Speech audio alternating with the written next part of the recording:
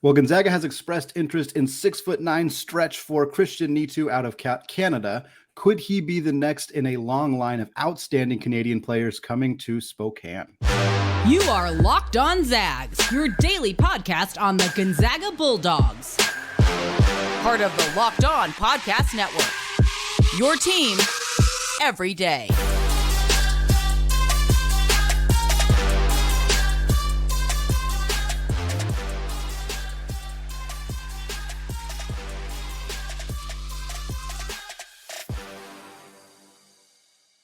What is going on, y'all? Welcome to the Locked On Zags podcast, part of the Locked On Podcast Network, your team every day. I am your host and longtime Gonzaga podcaster, Andy Patton, here to bring you news and updates on all things Zag athletics.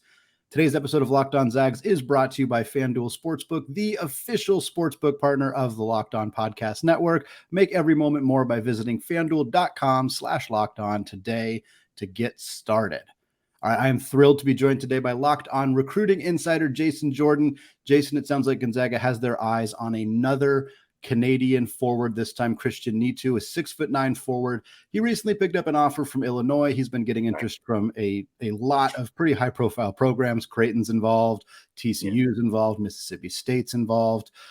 But as we know, Gonzaga's got a pretty strong pipeline in Canada. Kelly Olynyk is a big one. Of course, Kevin Pangos is a big one. Andrew Nembhard kind of came from Canada via a few other routes. Similar situation for Kyle Wiltjer, a handful of other guys. But I'm curious what you can tell me about this kid's game and kind of how it might fit in Spokane, and then maybe a little bit about how his recruitment has been going.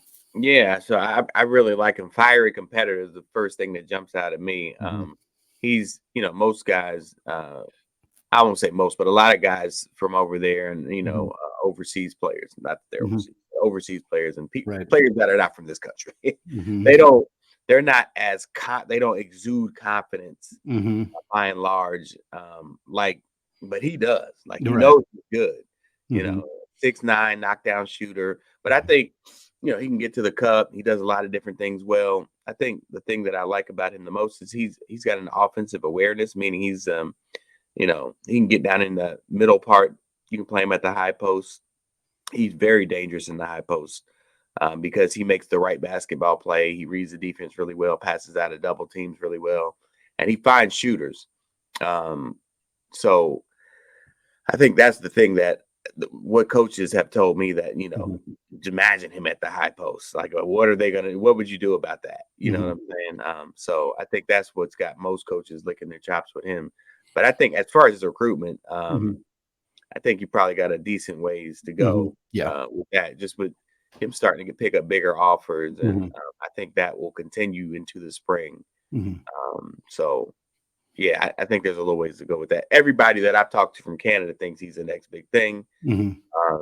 And they feel like it could play out a little bit.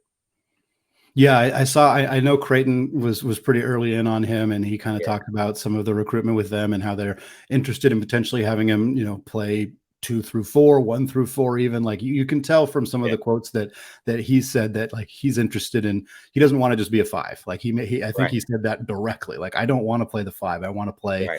I want to play a more versatile game. I want to kind of be able to do more things. And I think about Gonzaga and what they've kind of done with some of their players, and you can see how that might fit. I mean, obviously Kelly Olynyk and Kyle Wiltjer are going to get some comps here because they're also Canadians. But Kyle Wiltjer was obviously a guy who was very clearly a stretch 4. He was a fine low post player, but he was more of a weapon outside. And Kelly Olynyk kind of had both elements to his game as well. So you mentioned the high post, and Gonzaga has operated out of the high post. They did a lot with Kelly in particular.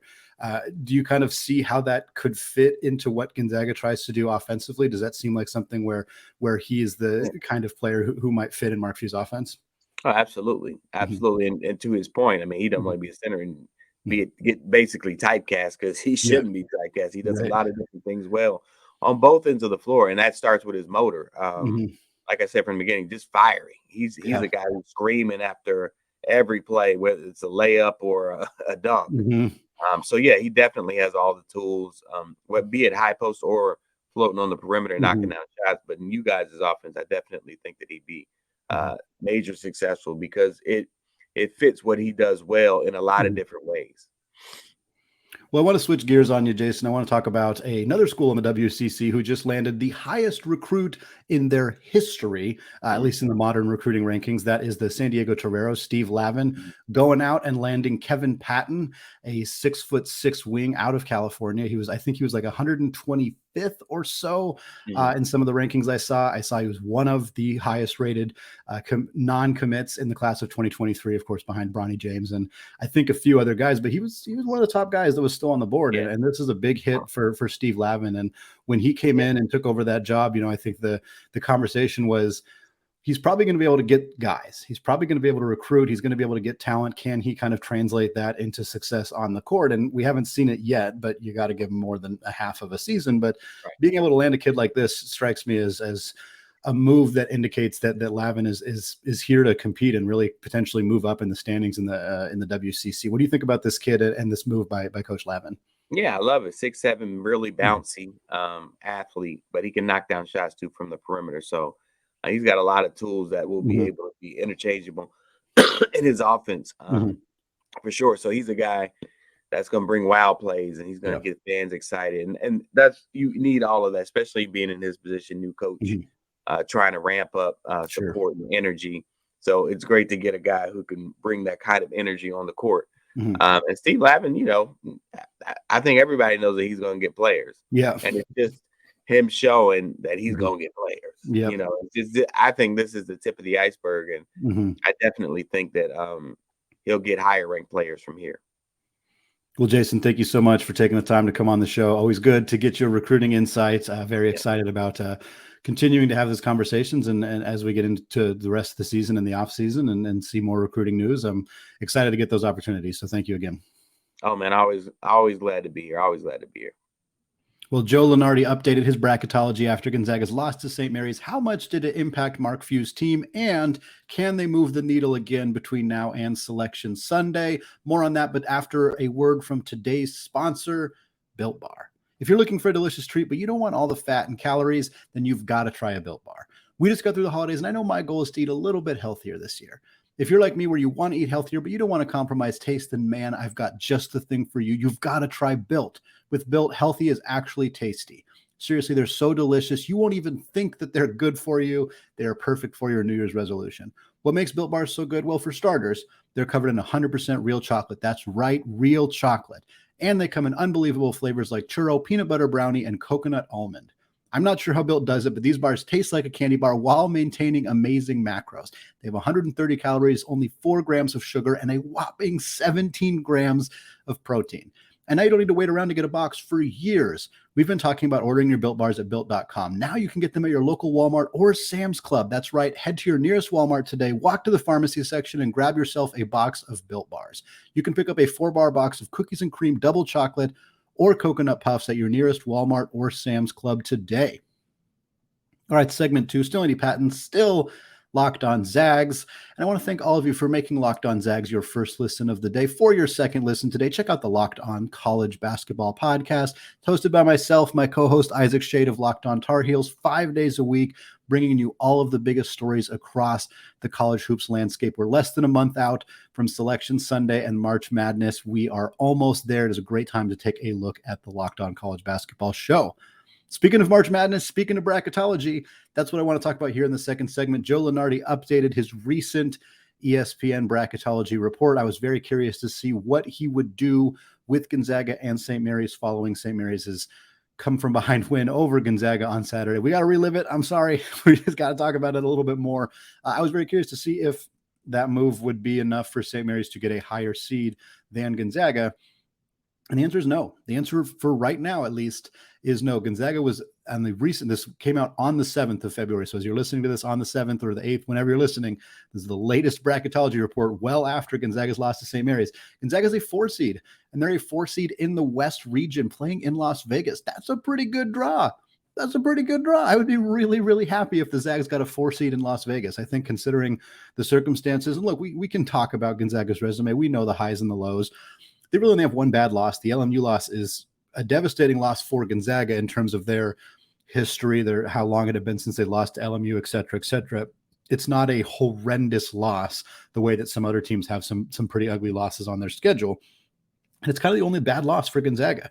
St. Mary's, not a bad loss at all. Baylor by 1, not a bad loss at all. Yeah, they got absolutely waxed by both Texas and Purdue, and the blowout losses are unusual, but both those teams are top 5 teams in the country. So, not exactly bad losses there either. So I think Gonzaga's resume is solid. They have the win over Xavier. They have the huge win over Alabama.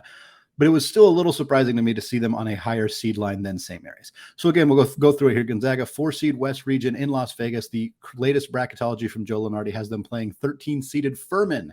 Furman is 19-6 on the year right now. Number 87 in KenPom would be a fun matchup. I think a advantageous matchup for the Zags, as most 4-13s are, although there have been a handful of more than a handful of 4-13 upsets in college basketball history, so it's not unprecedented in that situation. What I really like about this matchup is what would happen if Gonzaga were to win.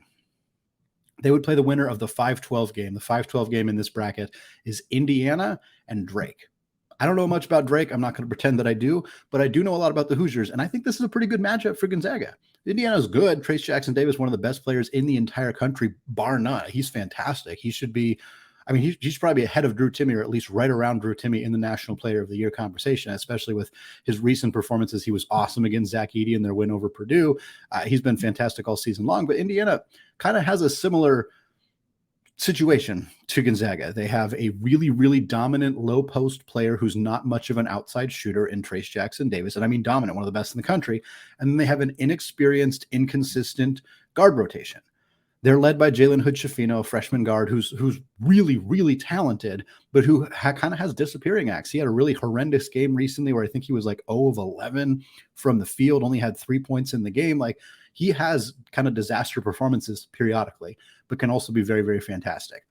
I think the matchup of this inexperienced guard rotation and a really, really dominant low post player could be pretty fascinating in a lot of ways. I think it's a decent matchup for Gonzaga. I think they match up fairly well here. They're going to have a hard time guarding Trayce Jackson-Davis, but who doesn't have a hard time guarding Trayce Jackson-Davis? I think Gonzaga would put Anton Watson on him and see what they can do, but I think it'd be a pretty interesting matchup.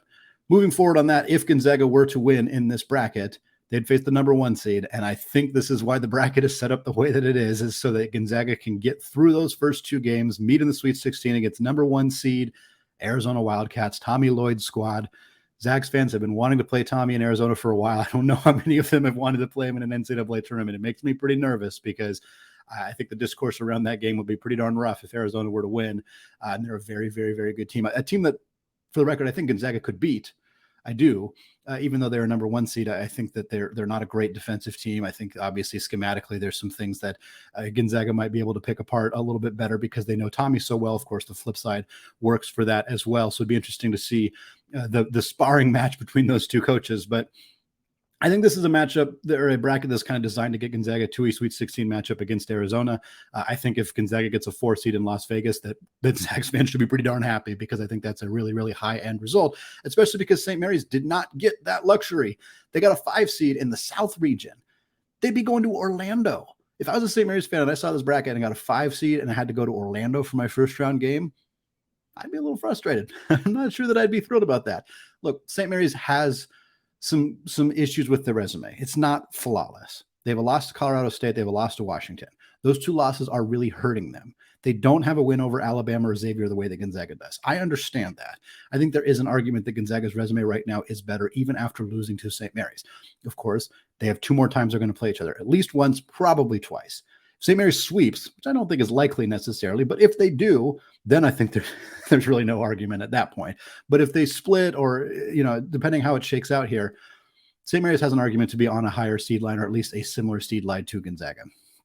In this particular bracket, they drew a 5 seed in the South region playing number 12 seeded Liberty. Second round would be the winner of Xavier and Utah Valley. I would not be happy if I was getting a 5 seed with my second round game being against Xavier, one of the strongest teams in the country, a really, really dominant offensive program for Sean Miller and the Musketeers. So interesting to see how this continues to shake out as the WC season goes on. Of course, February 25th, the big matchup between St. Mary's and Gonzaga, again at home in the McCarthy Athletic Center. That game will go a long way towards determining where these 2 teams end up on the seed line come March. A couple more quick notes. No more WCC teams in the field. That's not surprising. There's no other WCC teams that deserve to be in the field of 68 right now.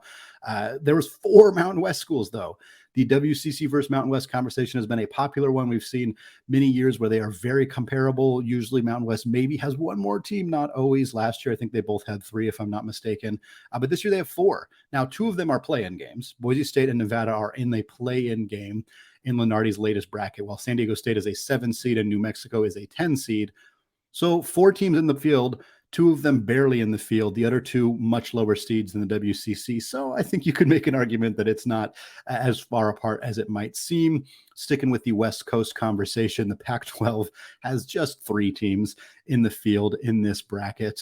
Arizona, of course, is a number 1 seed, UCLA as a number 2 seed, and then the Trojans of USC as a 10 seed. Does have the Oregon Ducks as one of the first 4 out, but a continued demonstration of the Pac-12 being extremely top-heavy with 2 fantastic programs and, quite frankly, not a whole lot else, especially for a Power 5 conference. It's kind of distressing to see them in this situation, especially when you consider that next year 2 of those teams, UCLA and USC, are going to be in the Big Ten. Pac-12's got some serious work to do if they want to be legitimate contenders in college basketball going forward.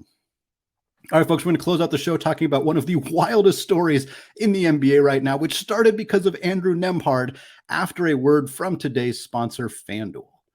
The NFL playoffs are here. The Super Bowl is right around the corner, and we are so excited about our new sports betting partner for Locked On because they're the number 1 sports book in America, FanDuel. And if you're new to FanDuel, that's even better. They have so many great features that make betting on sports fun and easy. New customers join today to get started with $150 in free bets guaranteed when you place your first $5 bet. Just sign up at FanDuel.com/lockedon. FanDuel has all your favorite bets from the money line to the point spreads to player props. Plus, you can even combine your bets for a chance at a bigger payout with a same game parlay. Maybe you like Gonzaga's odds to beat the spread at home against BYU on Saturday. Maybe you like St. Mary's against Portland on Saturday in the Child Center. Either way, bet comfortably on an app that's safe, secure, and super easy to use. So basketball fans, don't miss out. Place your first $5 bet to get $150 in free bets, win or lose, at FanDuel.com/lockedon. Make every moment more with FanDuel, the official sportsbook partner of the NFL. All right, segment 3, still Andy Patton, still locked on Zags. And we're talking about Andrew Nembhard again, but we're talking about Andrew Nembhard through a somewhat different lens than we usually do. I don't know how much you guys have heard this story. It's relatively new. The NBA attempted very strongly to bury this story. They did not publish it until after the Kyrie Irving to Dallas trade happened, after Steph Curry was reportedly out for an injury. They kind of tried to bury this in a really, really busy news cycle. But here's the situation. In a game between the Indiana Pacers and the Memphis Grizzlies, Ja Morant's father, T. Morant, who has quite famously gotten into altercations with players throughout his time as a fan of the Memphis Grizzlies, got into an altercation with Andrew Nembhard. Andrew Nembhard reportedly, at least according to the Gimme Timmy podcast, told him to shut up, effectively. He said, he's just a fan. I told him to shut up. There was an altercation. People kind of got involved. People had to be separated from each other. One of Ja Morant's friends was on the court yelling, screaming, got kicked out of the game. Whole big situation there. This is not the first time this has happened. Shannon Sharp, of course, famously got into an altercation with many of these same people, part of Ja Morant's friend group. So it's happened a couple of times already. And this situation, though, it got a lot worse. What happened after this, reportedly, is that members of Ja Morant's crew were talking to the Pacers players as they were getting on the bus, standing 30 feet away from them, yelling, screaming, etc. These people got into an SUV, reportedly alongside Ja Morant. That's a key part of this story. Ja Morant was, again, allegedly in the SUV with these guys. They drove slowly past Indiana Pacers personnel, not players, just people who were working there, I think security guards, various other employees, and they pointed what they are calling a laser pointer out the window at these people. So these people found a red dot on their chest, on their body in some capacity, and they were terrified. I mean, they reported, we feared for our lives. No duh. How could you not fear for your life when a red dot shows up, when a slow-moving SUV from really, really irate, angry, screaming people shows up? That's absolutely terrifying. I mean, it's beyond horrifying. Nobody gets paid enough to have red dots pointed at them. So there's this whole story here. Again, it stemmed from Andrew Nembhard, which is kind of part of the reason we're talking about it. And Ja Morant and the staff is the people have tried to claim, oh, it wasn't a gun, it was a laser pointer, etc. Doesn't matter in the eyes of the law. For the record, it's intimidation, it's assault, it's still very, very much against the law to point a laser pointer or any kind of intimidation tactic. Whether it was a gun or not is irrelevant, I guess is what I'm saying. Obviously, it's not. It's worse if they were actually pointing a gun at them. It's very, very bad. But even if they weren't, it doesn't really matter. It doesn't really matter.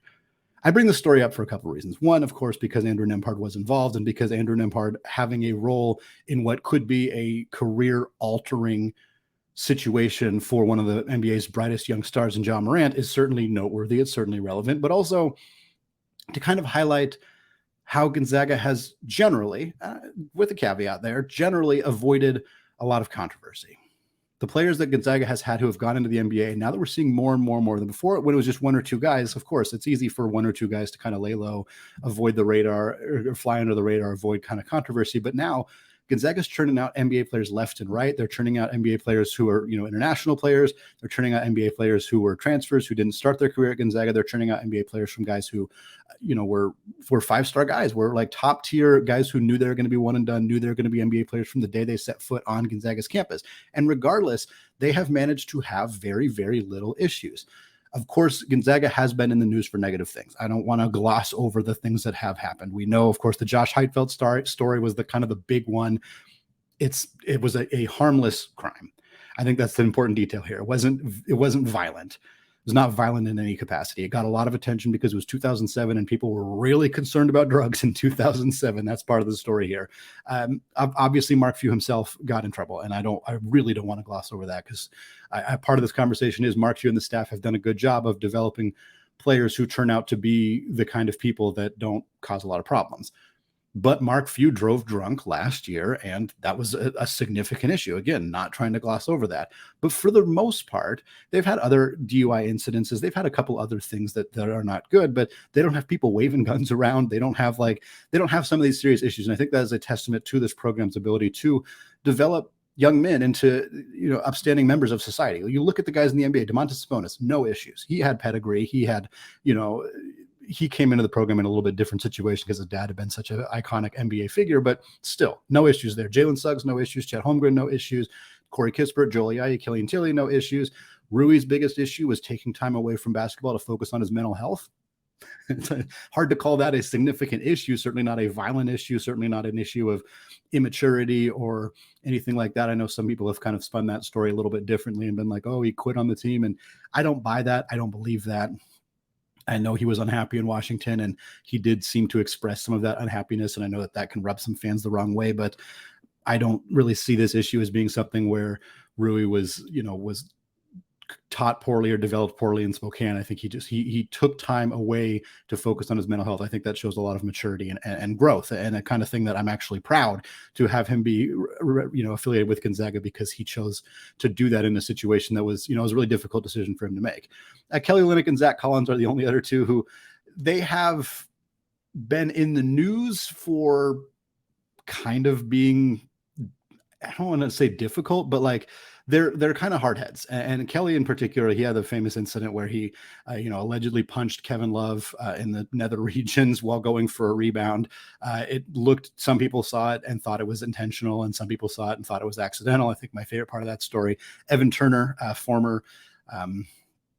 former teammate of Kelly Olynyk with the Boston Celtics, he came out and defended Kelly to the media by basically saying, oh yeah, he's just a really bad rebounder. That's what happened, which one of my favorite defenses of all time, because I'm sure Kelly was like, yeah, thanks, Evan. I don't really need you telling everybody that I'm bad at rebounding. But, Kelly's maybe got a little bit of a reputation as a dirty player. Zach Collins got a reputation for, not getting pushed around. He's going to get out there. He's going to yell at people, screaming at Klay Thompson when he was with the Blazers. It's one of my favorite memories of Zach Collins in particular. But again, we're talking about this Gonzaga program churning out NBA talent, high-level NBA talent, fringe NBA talent, whatever it may be. And these guys are not representing the program negatively at the next level. I'm not sitting here trying to trash Murray State and their head coaches and saying like, oh, they're the reason that Ja Morant is having it. I don't know the whole situation with Ja Morant. I'm not going to pretend that I do. But obviously, he's mixed up in some bad stuff. It seems like he's got some friends who are maybe not the kind of people you should keep around when you all of a sudden have $200 million. I guess that's the best way to put it here. But I think that it's a sign of Gonzaga being able to continue to turn out high-level talent without these kinds of controversies around them. A few drug issues the DUI is bad. Again, that one's a pretty significant one, especially since it's the coach. It's the person who's most responsible, who should be not committing those kinds of mistakes. That one is a serious black mark on an otherwise pretty spotless, for the most part, reputation for Gonzaga. And I think that's something that should be celebrated.